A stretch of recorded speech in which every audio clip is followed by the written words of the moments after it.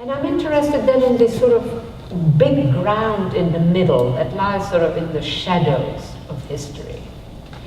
And there I want to explore. That is my research site. That is where I want to ask the question, do these power laws that have become invisible to history, do they actually make history?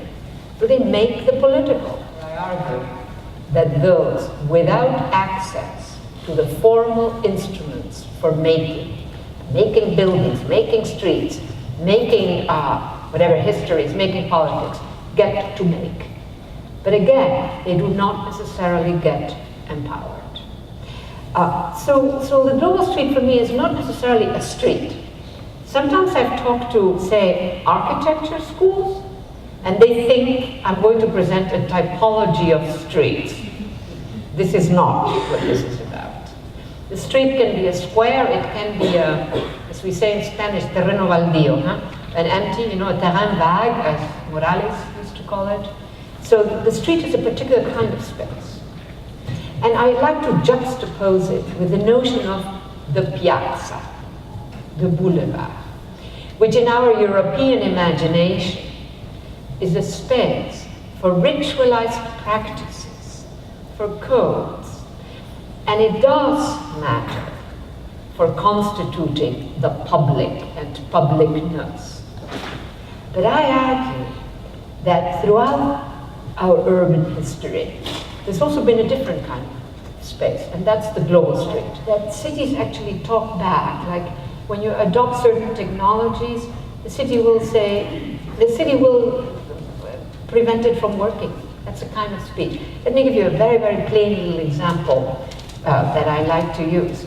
An automobile, a great automobile, made for speed and distance and difficult terrains.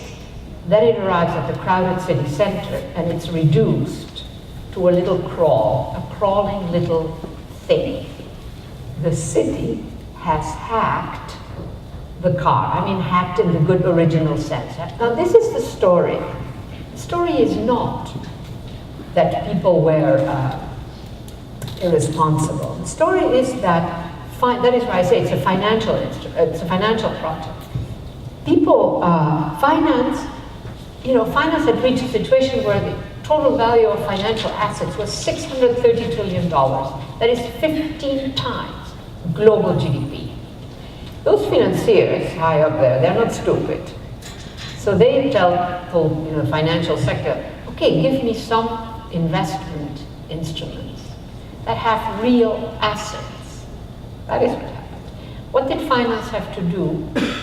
15 intervening steps to make the contract, that is the mortgage, work for the high finance circuit, to de-link it from the modest value of those houses. That value doesn't count at all for that high circuit, and from the modest value of the mortgages.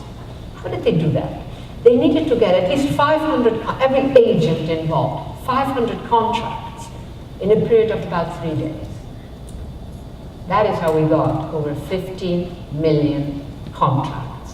What mattered was the contract. It's like you kill a whole body to get the corners. That's what we're talking about.